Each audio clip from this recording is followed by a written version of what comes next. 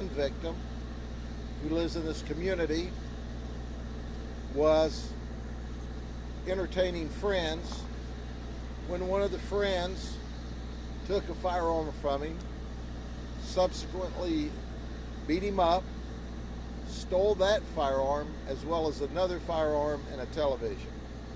That's not really good friends, but that occurred. That was on Sunday. He did not make a report to us. However, on Monday, he was feeling really sick and dizzy from the beating that he took on Sunday, so he went to the hospital. And he reported the event to us then. Our detectives, which are simply the very best, started their investigation, determined who the suspect was because he was a friend, if you can call that kind of person a friend. We tracked that suspect to the Haines City area. When deputies arrived, he immediately began to resist, to run back into the mobile home. The detectives called for assistance. In fact, called the suspect's father, who finally talked the suspect out of the mobile home. We were able to de-escalate the event to some extent. He still resisted the physical arrest, but we arrested one suspect. That suspect was charged with home invasion burglary, which is a first-degree felony, and in addition to that, was charged with resisting arrest, possession of a firearm by a convicted felon, possession of ammunition by a convicted felon. He goes to jail, and that was on Monday. Now today, we have our victim back at home with 4 more friends in the front yard hanging out at about 4:15 in the evening. Not only that, we also have 4 children, elementary school age or younger, that are in the house. As we understand, another suspect is calling out one of the 4 friends because he's angry with him because of a girlfriend event. Now, I underscore all of these people are loosely called friends or associates. And some of our witnesses say that some or all of them are involved in a gang, but they're all involved in the same gang. So now our suspect calls one of the 4 victims, and the victim says, "I'm not coming over to your house," which is a couple of blocks over. "You want to see me, come here." Immediately, our number 1 suspect comes over, punches one of the guys in the face, and pulls out a firearm and says, "You're going to regret that." Ostensibly the girlfriend issue.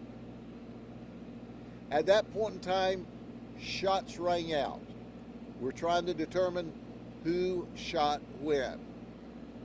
The suspect, we know, what I'm calling suspect 1 for the time being, shot into the car where 2 of the guys were hanging out.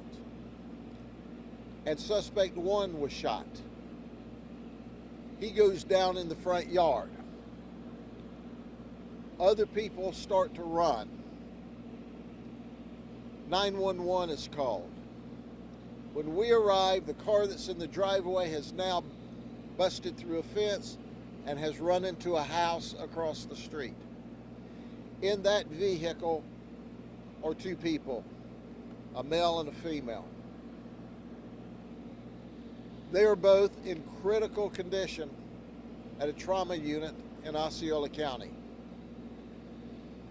It is unknown if either of them are going to survive these injuries. We believe the 2 of them are clearly shot by what I'm calling suspect 1 for tonight.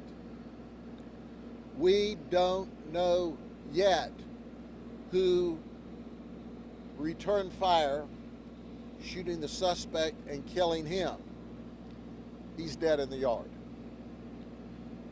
It will take us a while to unravel this event, but we believe that we have everyone here, maybe with the exception of one or two. We don't know at this point if it's a loose group of friends that happen to be in a gang and it's a fuss just over a girl. We don't know at this point if it's retaliation for reporting the burglary and the theft of the firearms on Sunday. And that's why this has occurred. All of that's under investigation. We've got a team of detectives here tonight working on the case. We will follow up with you. We hope we can give you more details tomorrow. If not, we'll notify you when we have more accurate details. But this we know. We've got one person dead. It appears at this point in time he's the primary shooter. We've got two people critically injured. We don't know if they're going to survive. They both suffered headshots. We believe suspect one did that. And then someone else at some point in time shot suspect one. I'll try to answer any questions, but I've really told you all we know at this point in the investigation. Sheriff, as you pointed out, this is kind of clear as mud. You've got a lot of work yet to do. There's a lot of moving parts here, but I suppose my primary question is there still a danger to the community at large if you still have a couple of people out there? Yeah, the question is there a danger to the community? And my answer to that is there is no evidence to lead us to believe there's danger to the community. This was a group of friends who were allegedly, by what we've been told, in a gang together. So it wasn't a gang rivalry back and forth. We have one theory that it's over a girl that dated two of them, and that predicated this. The other theory is maybe some of them were mad because the victim reported some of his quote-unquote friends who ended up with some very serious felony charges for ripping off firearms from him on Sunday. So it's under investigation, but the community, we believe, is safe. The ones that have run, very well may only be witnesses, may not be suspects at all, but we won't know that until we finish the investigation. We find them, we know who they are, and talk to them. Sure, I realize that you're still doing a lot of work here, but are the individuals you're talking about, these friends who are involved in a gang, do they have long criminal histories or criminal histories at all? We are working up their criminal histories at this time. Yes, we know at least some of them do have a significant criminal history. We'll have that for you the next time I brief you. We saw someone being detained. I can't hear you. We saw someone being detained earlier. Is that a witness or a suspect? Yeah, the people that you saw that were with our deputies earlier appear to be witnesses at this stage of the investigation. But once again, when an event like this happens, nobody's out of the box until we sort it out. You also mentioned there were children with this. The children were in the house. They've been screened. They heard the gunshots, and they didn't see anything, and they're now safely with their grandparents.